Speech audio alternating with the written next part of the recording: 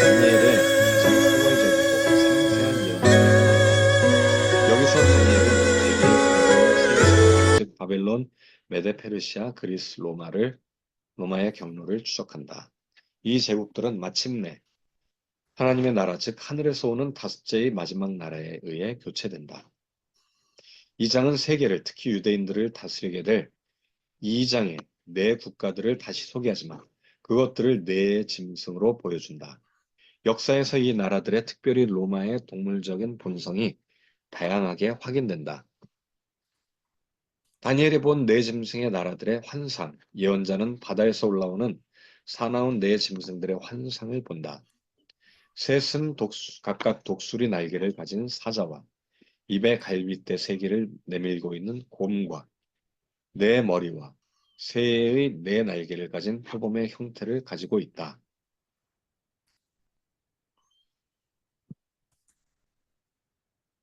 이걸 한번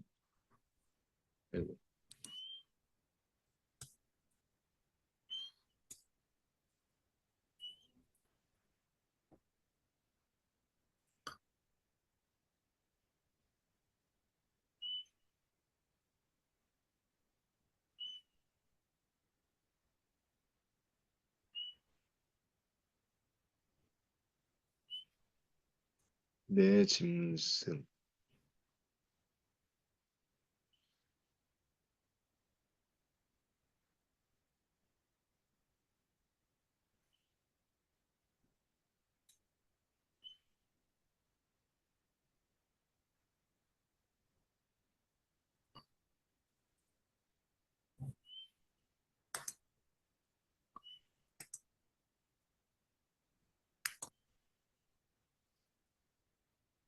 얘한테 한번 그려보라고 할게요. 네 짐승들.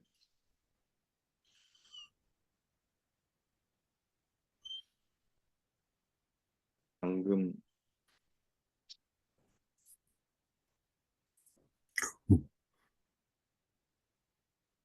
날개가 달렸는 독수리 같기도 하고, 얘는 사자가 있고 표범이 있고 곰이 있고, 얘는 도대체 뭐지?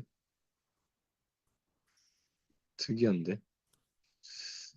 여기 보니까 셋은 각각 독수리 날개를 가진 사자, 어, 입에 갈빗대 세 개를 내밀고 있는 그러면 아까 그 세 개가 다 곰, 네 머리와 독수리를,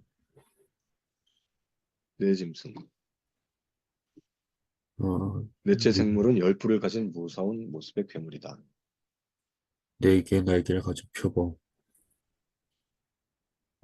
네 개의 날개를 가진 표범. 얘는 뭐 네 개의 날개도 없는 것 같은데.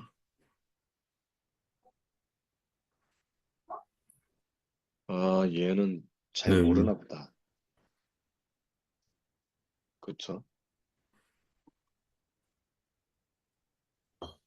그림을 더 다니엘 7장 네 짐승 더 자세히 그리는 사람들이 있을 것 같은데.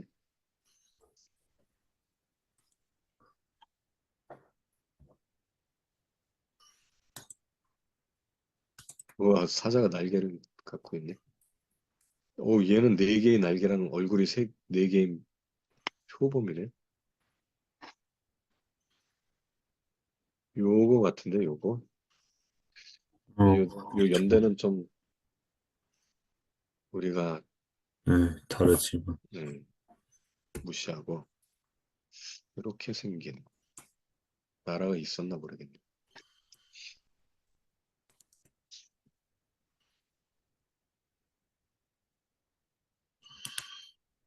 이런 짐승의 모습이라고 하는 것 같은데 어쨌든 한번 계속 읽어보겠습니다.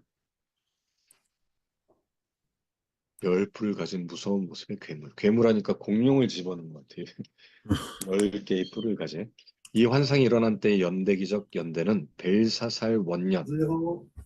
벨사살은 그 느부갓네살이 미쳤을 때 그 아들 네, 벨사살이 통치했던 때니까 BC 570 7년에 미쳤죠. 여기 있네. 주전 577년이다. 여기 써 있네. 이때 다니엘은 꿈과 환상을 적어 놓았다. 바벨론 왕 발사살 원년에 다니엘이 그 침상에서 꿈을 꾸며 뇌 속으로 이상을 받고 그 꿈을 기록하며 그 일을 대략을 진술하니라. 다니엘이 진술하여 가로되 내가 밤에 이상을 보았는데 하늘에 네 바람이 큰 바다로 몰려 불더니 큰 짐승 넷이 바다에서 나왔는데 그 모양이 각각 다르니 첫째는 사자와 같은데 독수리의 날개가 있더니 내가 볼 사이에 그 날개가 뽑혔고 또 땅에서 들려서 사람처럼 두 발로 서기함을 입었으며 또 사람의 마음을 받았으며 다른 짐승 곧 둘째는 곰과 같은데 그것이 몸 한편을 들었고 그 입의 이 사이에는 새 갈빗대가 물렸는데 그에게 말하는 자가 있어 이르기를 일어나서 많은 고기를 먹으라 하였으며 그 후에 내가 또 본즉 다른 짐승 곧 표범과 같은 것이 있는데 그 등에는 새 날개 넷이 있고 그 짐승에게 또 머리 넷이 있으며 또 권세를 받았으며 내가 밤 이상 가운데 그 다음에 본 넷째 짐승은 무섭고 놀라우며 또 극히 강하며 또 큰 철, 이가 있어서 먹고 부서뜨리며 그 나머지를 발로 밟았으며 이 짐승은 전에 모든 짐승과 다르고 또 열 뿔이 있으므로 내가 그 뿔을 유심히 보는 중 다른 작은 뿔이 그 사이에서 나더니 먼저 뿔 중에 셋이 그 앞에 뿌리까지 뽑혔으며 이 작은 뿔에는 사람의 눈 같은 눈이 있고 또 입이 있어 큰 말을 하였느니라. 1절에서 8절. 문자적으로 다니엘은 이것들을 그의 머리에 환상으로 보았다. 큰 바다에 불어닥친 하늘의 네 바람은 사방의 바람일 것이다. 큰 바다는 대양이고 부은 사람들의 소요, 세상 나라들 사이의 동료를 나타낸다. 짐승들이 세상 권력의 형태를 나타내는 까닭에 바다는 그로부터 전체 이방 세계가 일어난다는 것을 나타내며 틀림없다. 이제 해석을 하는 거죠. 한상 가운데 네 바람, 세상을 나타내고 세상 나라들 사이의 소요, 권력의 형태, 짐승들은 권력의 형태다. 자, 그래서 이게 어, 사라졌네. 첫째 짐승 바벨론. 이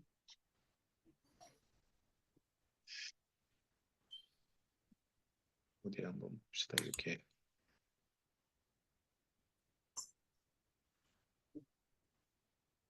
옛날 거 안 사라졌기를 바라며.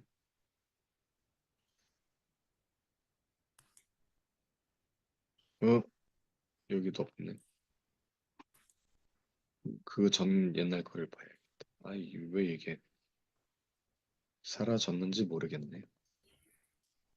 지난번에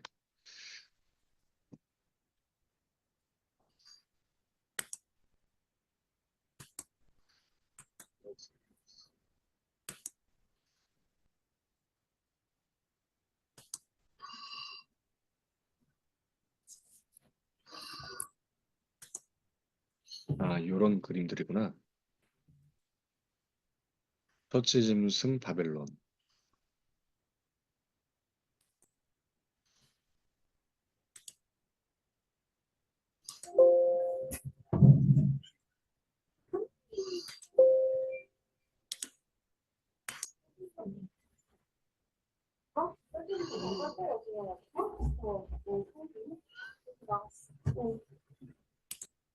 방금 나갔는데 있었어?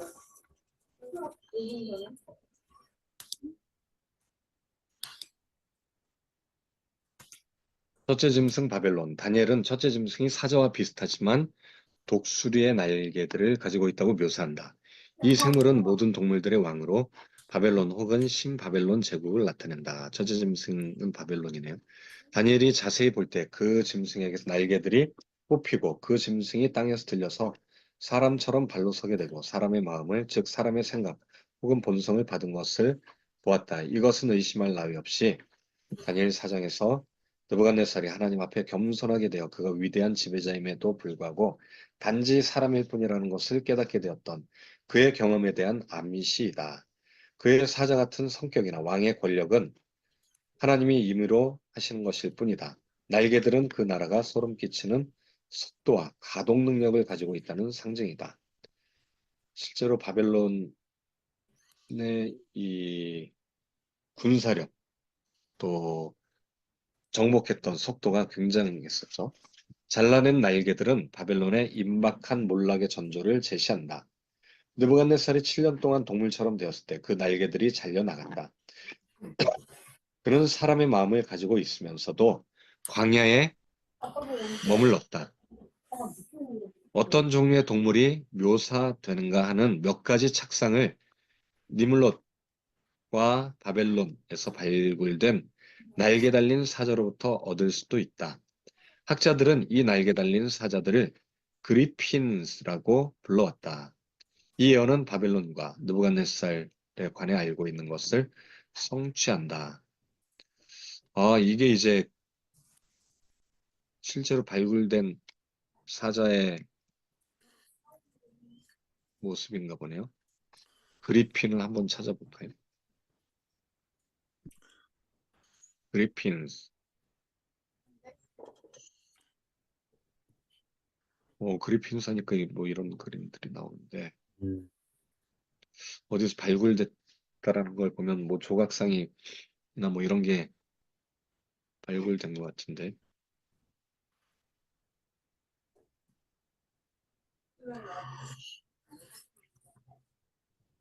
니물롯 바빌론의 그리핀을 이렇게 쳐야겠다.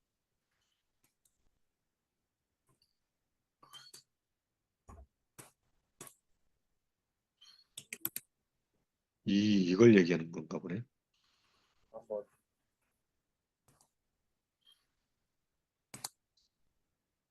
님루드, 님루, 님루드 그리핀. 한글을 치니까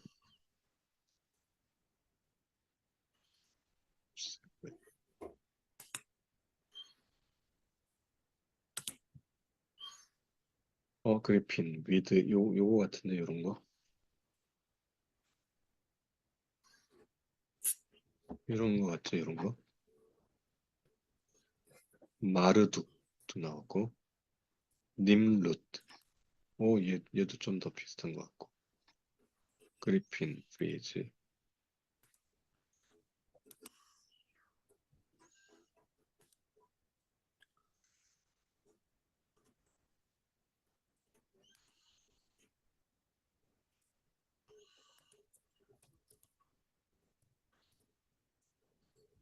요런 비슷한 종류의 그 그림들인가 보다.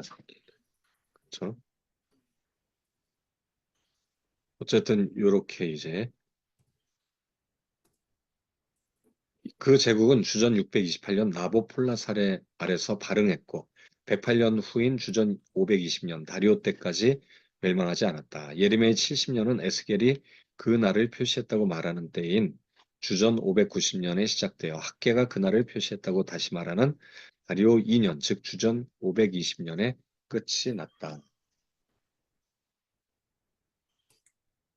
두 번째 그림은 여기서 제가 역사를 해서 넣도록 하겠습니다. 요건 아마 그 바벨론의 어떤 세력을 나타내는 지도인 것 같아요. 신바벨론 제국. 메데. 그 당시 메데가 이제 페르시아는 밑에 있었고 네, 메데가 여기에 엑바타나. 수사도 이제 메데와 바벨론의 경계에 있었네요. 수사. 그래서 아수에로, 그러니까 수산궁에서 네, 연회를 베풀었다라는 거. 그러니까 메데 사람일 가능성이 높다. 나중엔 이제 이 지역이 페르시아가 점령하니까 또 페르시아 왕이다 이렇게 오해를 하긴 하는데 리디아는 터키 쪽에 있네요. 터키 쪽에. 음, 이집트는 나일강 중심으로 이렇게 있고 바벨론이 사우디와 지금의 이라크, 이란 일부 지역 또 시리아 뭐 이런 지역들을 아우르고 있습니다. 자, 그다음 이어서 또 근데 이게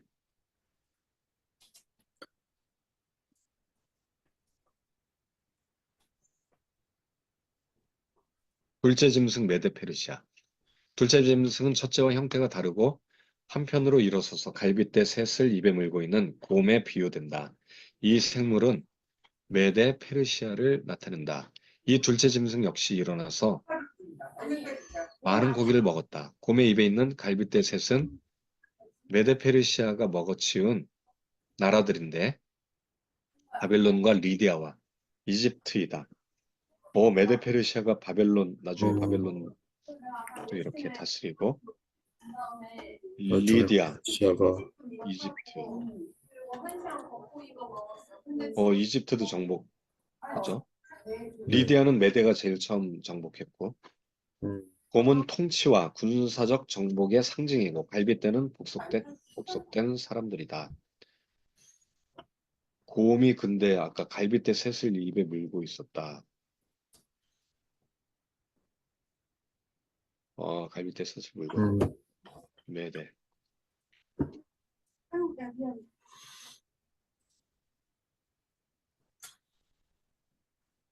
이 XPT가 좀 제대로 좀 그려주지. 이거 이상하게 그렸어. 나중에 조금 이 명령어를 조금 다듬으면은 더 잘 그려줄지도 몰라.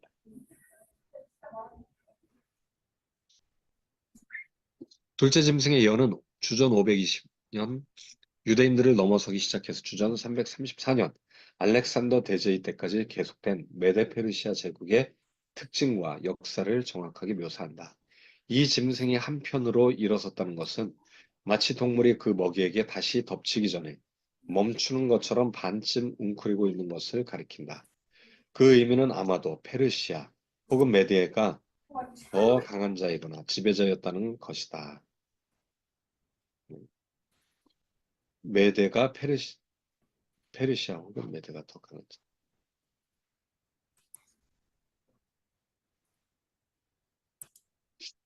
어, 둘 중에 하나가 좀 더 강했다라는 건데,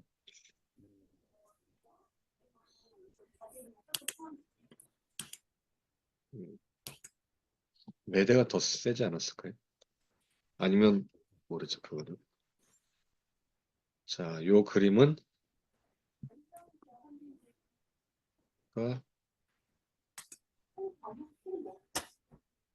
어, 메데 페르시아의 제국의, 메데 제국이 나중에, 메데가 요 인도 쪽도 점령하고 있었네. 페르시아랑 같이.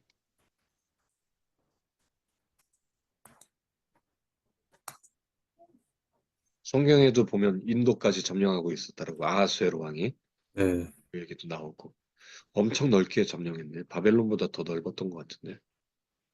그리스 쪽도 하긴 페르시아가 이쪽 점령하고 있었으니까. 300, 영화 300에도 나오잖아. 어, 셋째 짐승 그리스. 메데 페르시아 이후에 셋째 짐승이 세계에 등장하였다. 새의 네 날개와 네 머리를 가진 생물과 비슷한 표범이었다. 표범은 사람에게도 짐승에게도 위험한 사납고 재빠른 동물이다. 표범. 날렵하죠, 표범은.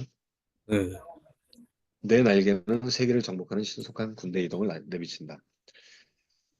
나중에 네 개로 또 나눠지기도 했는데, 네 나라로. 내 머리는 아마도 나침판의 주요 지점을 바라보고 모든 방향으로 확산된 권력을 상징한다. 이 셋째 짐승은 그리스 제국과 동일시될 수 있다. 알렉산더 대왕 치하의 그리스 역사가 여기에 기술된 것과 정확하게 일치한다고 믿는다. 그가 죽고 그의 군대를 넷으로 나누어 다스렸던 것이 네 머리와 네 개의 날개.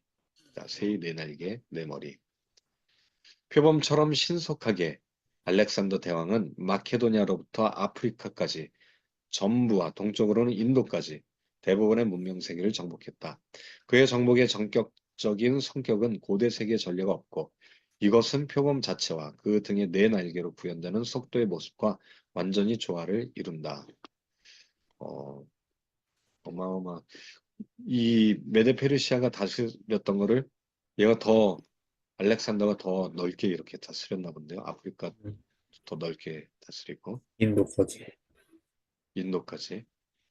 어, 근데 나중에 징기스칸이 더 많이 다스리긴 했죠. 그래도 알렉산더가 그 젊은 나이에 30대 초반에 요절했잖아요. 근데 그렇죠. 그 짧은 연도 동안에 이렇게 넓은 지역을 점령했다라는 거는 굉장히 강력한 통솔력이 있었던 것 같아요. 그리고 알렉산더 때 특별한 전술들 이런 것들이 나오더라고요. 난 그 음, 인터넷에 보니까 이때 개발한 어떤 전략, 전술 이런 것들이 나오는데 넷째 짐승, 로마, 다니엘서 전체 특히 다니엘 7장의 해석에서 결정적인 쟁점은 넷째 짐승의 정체이다. 그러니까 표범 얼굴 4개, 날개 4개, 헬라 제국을 얘기하고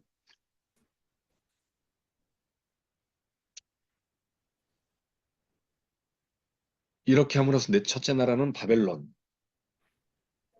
아, 서론에서 진술했던 대로 다니엘서의 비평가, 비판론자들은 넷째 짐승이 그리스, 곧 알렉산더 대왕의 나라라고 일반적으로 주장한다. 이렇게 함으로써 첫째는 바벨론. 아이고, 여기, 저기.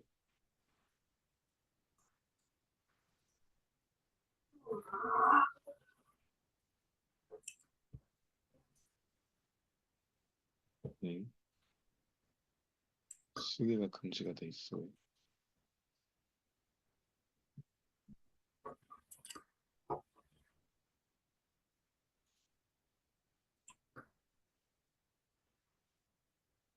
요 안에 써서 그런가 보네.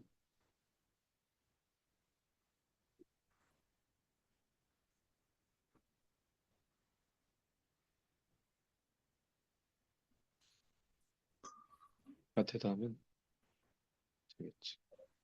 그래도 안 되네. 왜 그러는지 모르겠네. 그럼 또 에러 났나? 아이씨, 또 에러가 났네.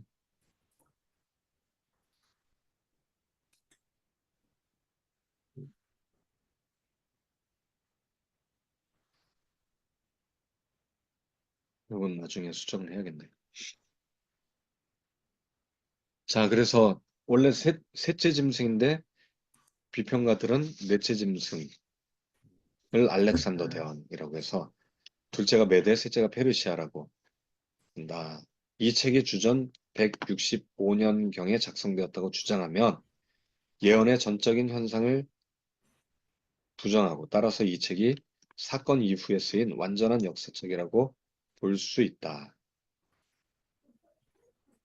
설명을 요하는 문제는 다니엘이 여기서 로마 제국을 묘사하고 있느냐는 것이다. 지지하는 증거와 신학적인 의미와 그 결과적인 예언 예정표의 평가가 거의 전적으로 이 문제에 의존하기 때문에 다니엘서의 해석자는 결정을 내리지 않을 수 없다. 넷째 짐승을 로마로 해석하는 데 대한 비평가들의 실체적인 반대는 어떻게든 예언의 예고적인 요소를 제거하고 성경의 복음의 예언들을 고대의 선견자들의 추측이나 사후 예언들의 위치로 격화시키는 데서 일어난다. 넷째 짐승은 극도로 두렵고 무섭고 강한 것으로 묘사된다. 이 묘사는 알려진 어떤 동물과 또 구별되는 그 커다란 쇠이빨에 의해 지지된다. 짐승은 그 먹이를 삼키고 산산조각 내며 나머지는 발로 밟는다. 형태가 전에 있던 모든 짐승들과 달랐고 열 머리가 있었다. 로마의 지배는 제1차 포에니 전쟁의 결과로 주전 242년에 시실리를 점령하면서 시작되었다. 북아프리카의 차마 전투에서 스페인과 카르타고를 정복하게 된 두 번째 세계가 되자 지중해는 로마의 레이크, 내해가 되었다. 즉 로마의 바다가 되었다는 거죠. 이탈리아의 북부를 정속시키고 나서 로마는 동쪽으로 옮겨가 마케도냐와 그리스와 소아시아를 정복했다. 주전 161년에 유대인과 군사적 동맹에 들어갔다. 마침내 로마 장군 폼페이는 셀류시드 제국 시리아의 잔재를 파괴시킨 후에 주전 64년 예루살렘을 장악하고 이때 당직 중이던 제사장들을 죽임으로써 성전 제사를 하루 동안 중단시켰다. 그 후에 로마는 남부 브리튼과 프랑스와 벨기에와 스위스와 라인강 서쪽 독일로 지배를 넓혀왔다. 로마라는 견해는 다음과 같은 구절의 주해로 지지를 받고 다니엘의 예언들이 넷째 나라를 로마 제국으로 확인함으로써 가장 잘 설명된다는 것을 입증하려고 노력한다. 이 점에서 짐승의 묘사는 알렉산더 대왕의 제국보다는 로마 제국에 더 분명하게 일치한다. 알렉산더 왕은 그의 군대를 신속하게 이동하여 정복했으나 그가 정복한 사람들을 거의 분쇄하지는 않았다. 뭐 점령하면서 죽여버리고 막 네, 강제로 하지 않았다라는 거죠. 근데 맞아요. 로마는 반대로 다 죽이고. 무자비하게 문명과 사람들을 파괴하였는데 포로들을 수천 명씩 죽이고 그들을 수십만 명씩 노예로 팔았다. 이것이 알렉산더나 그 후에 넷으로 분리된 그의 제국을 묘사한 것이라고 보기는 어렵다. 류폴드는 쇠이빨에 관해 이렇게 쓰고 있다.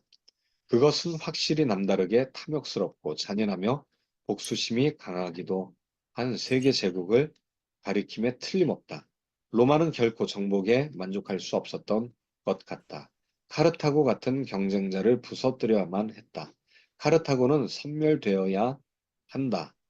로마는 정복된 나라들을 고도로 발전시키는 데 관심이 없었다. 그 모든 계획들은 제국적이었고 나라들을 분쇄시키고 짓밟게 했다.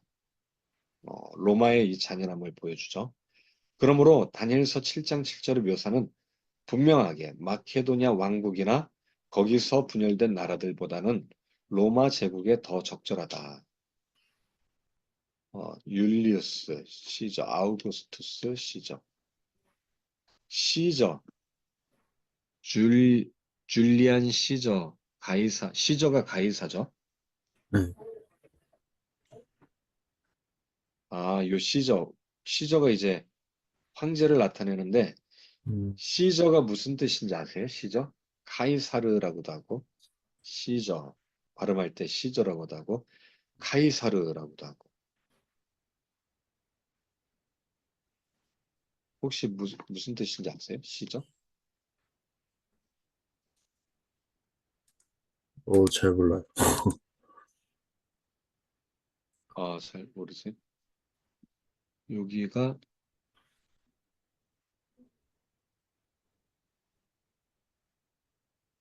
시저가 그 가위란 뜻이에요. 가위. 어, 가위. 율리우스가 이제 제왕절개로 태어나서 가위로 잘랐다라고 합니다. 음, 탯줄을 이렇게 가위로 잘랐다 해서 시저. 근데 그게 이제 이 사람 황제 칭호가 되죠. 가이사르, 카이사르, 시저. 이 그림이 이제 들어가야 되고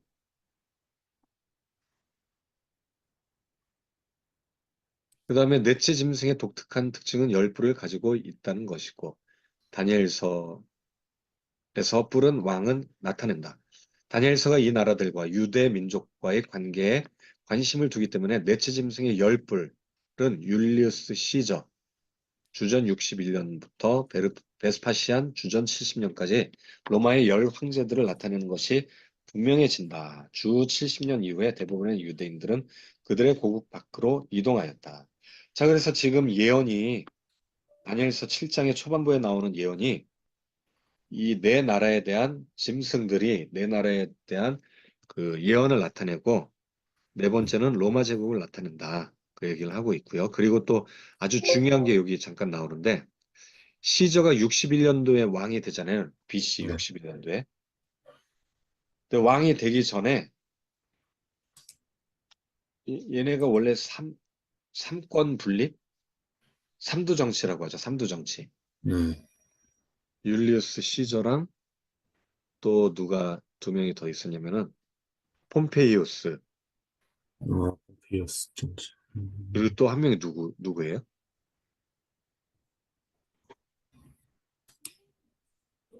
음, 삼두 정치. 삼두 정치. 옥타비아누스인가? 폼페이우스 있다.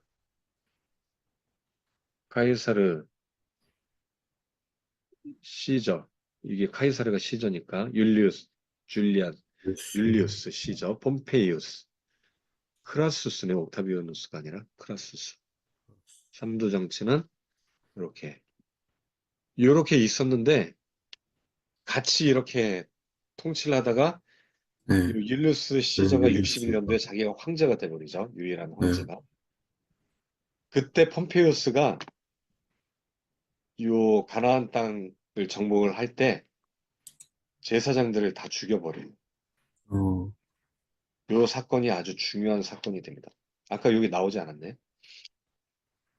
폼페이, 로마 장군 폼페이가 시리아 잔재를 파괴시키는 요 시리아 지역, 팔레스타인 지역을 완전히 이제 셀리시드 제국을 파괴시킨 뒤에 예루살렘을 이제 정복하게 되는데 주전 64년, 원래 67년에 이제 들어왔다가 3년 반 동안 거기서 평화 조약을 맺어요. 그러다가 이제 3년 반이 지난 다음에 그 예루살렘의 성전, 지성소에 들어가서 제사장들을 다 죽여버립니다. 그러면 주전 64년 때는 네. 왕인 상태예요. 그 삼두 해명, 정치를 하고 있었던 때죠, 그때는. 어, 장군이죠, 뭐. 근데 그 세 장군이라고는, 명이 왕이 아니라 이제 삼두 정치. 어, 같이 정치를 하는 거예요. 어, 지금의 뭐 우리 삼권 분립 체제. 네, 이 당시에는 대통령은 없었고 사법부, 입법부, 행정부처럼 이렇게 세 명이 음, 동시 통치를 이렇게 한 거죠. 근데 이제 64년도에 예루살렘을 장악하면서 성전 제사를 중단시켜 버립니다. 그리고 제사장들을 막 다 죽여버려요. 그게 이제 7장에 나올걸요, 뒤에?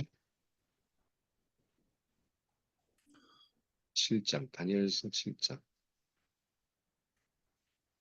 우리 뒷부분에 나오는 것 같은데 이거에 대한 이제 해석이 아주 중요한 것 같아요. 요거에 대한 다니엘서 7장의 해석이 아주 요 네 나라에 대한 해석은 어느 정도는 다 일치하죠. 근데 이제 아까 성경 비평학자들은 요 네 번째 나라 로마를 알렉산더 헬라로 그리스. 알렉산더 나라로 이야기합니다. 아, 7장까지는 네, 7장까지는 우리가 문제가 되지 않고 여기 보면 때와 법을 고치고자 하고 성도들은 그의 손에 붙임받고 한때 두때 반때를 지난다. 심판이 되면 권세를 빼앗기고 멸망할 거다. 음, 요건 또 갑자기 장래일을 이렇게 이야기하네. 8장, 8장에 네 뿔이 나오고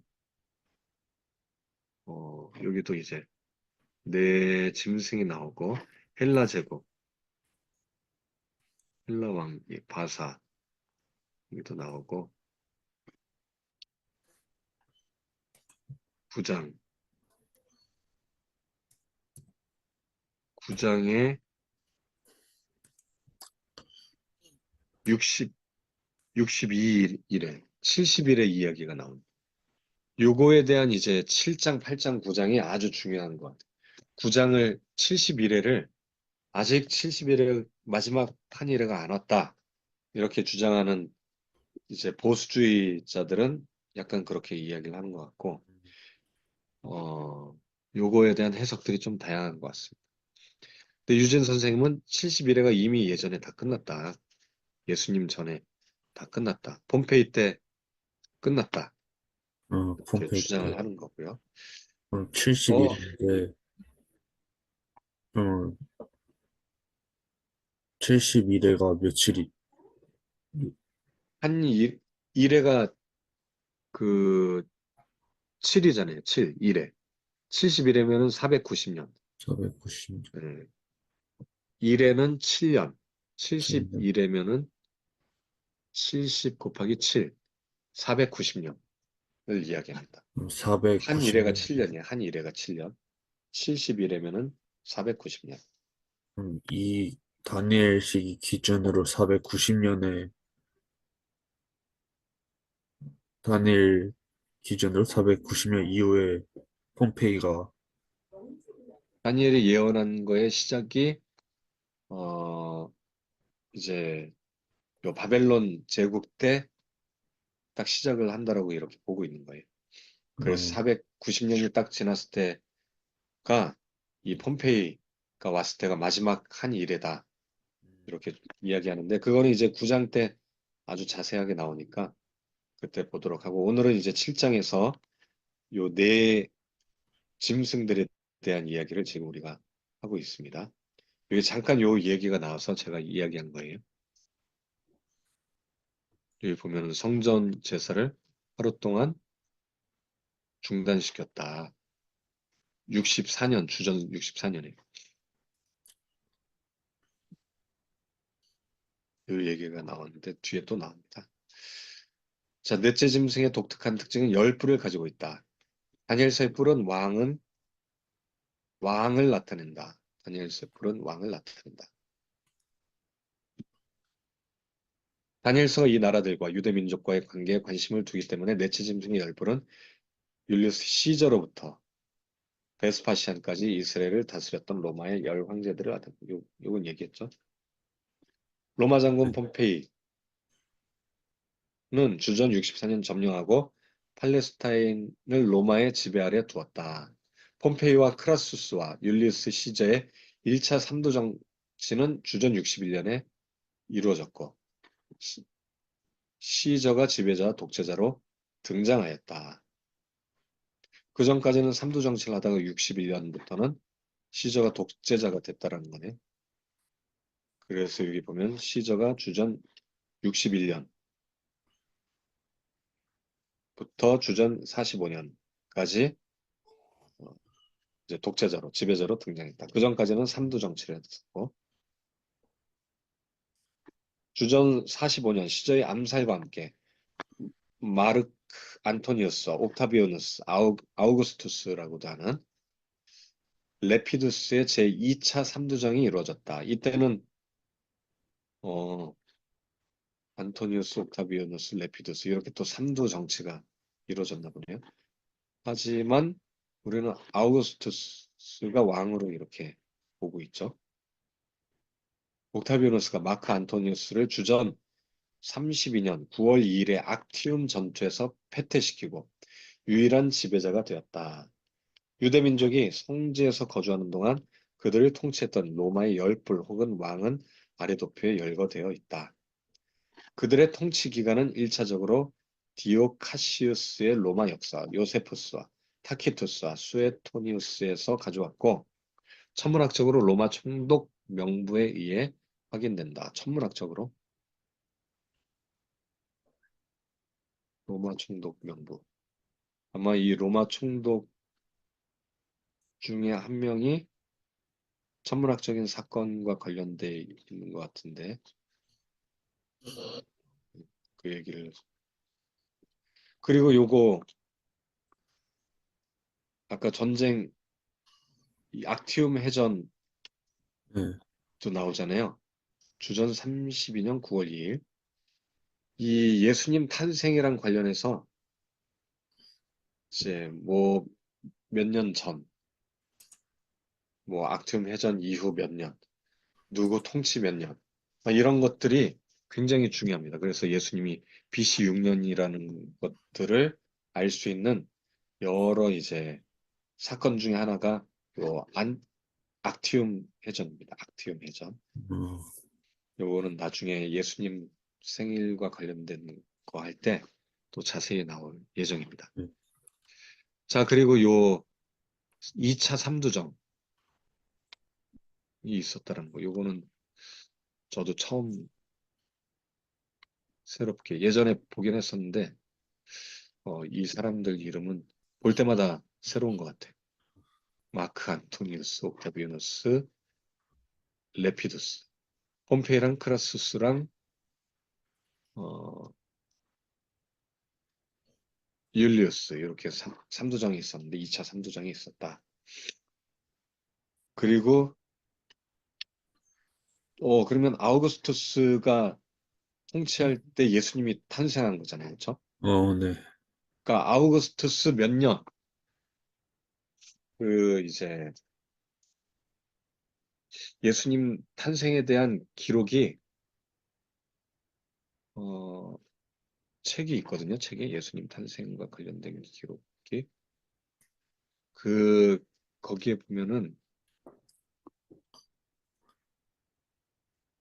예수님 탄생에 대해서 나오는데 그 이름이 뭐냐면은 스트로마타 음, 클레멘트 알렉산드리아 그 교부였던 클레멘트가 쓴 스트로마타의 아우구스투스 몇 년, 그리고 아, 또 뭐 요세푸스 기록에는 악티움 전투 이후 몇 년, 전투 이후 몇 년, 뭐 이런 식으로 해서 중간중간에 막 이런 힌트들이 많이 있습니다. 티베리우스는 예수님 십자가에 못 박을 때 있었던 황제네요, 로마 황제. 티베리우스. 베스파시안은 예루살렘이 AD 70년에 멸망할 때 왕이었고, 자, 작은 뿔, 로마의 뿔. 나머지는 다음 시간에 하면 7장 끝날 것 같은데. 자, 그리고 오늘은 여기까지 할까요? 그 네 번째 동물 상징에서 그 10개, 10개의 뿔. 10개 요게 이 10개의. 왕들이 네. 황제들인 거죠. 하나, 둘, 셋, 넷, 다섯, 여섯, 일곱, 여덟, 아홉, 열. 로마 황제가 그 괴물의 어, 뿔, 10개의 뿔이다. 요거에 대해서는 대부분 일치하는 것 같아요. 네. 여기까지는.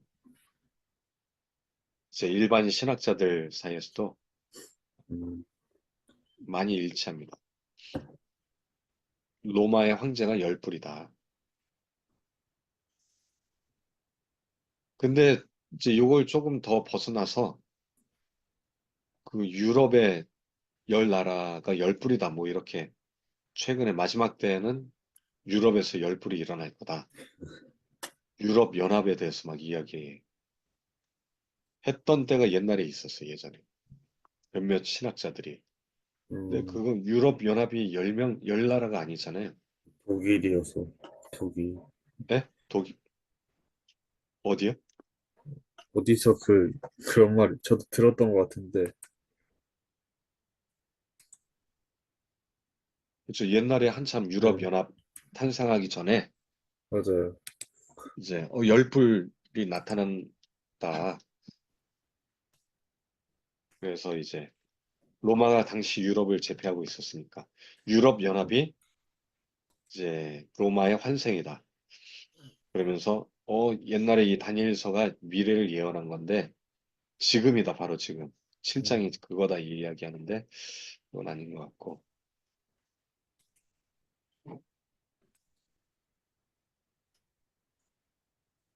자, 그래서 오늘은 여기까지 할까요? 네, 네. 자, 그러면 우리 박수로 마무리하도록 하겠습니다. 수고하셨습니다. 그렇습니다. 네. 네, 수고하셨습니다. 네, 이은자 선생님 수고하셨습니다. 졸업 축하드립니다. 감사합니다.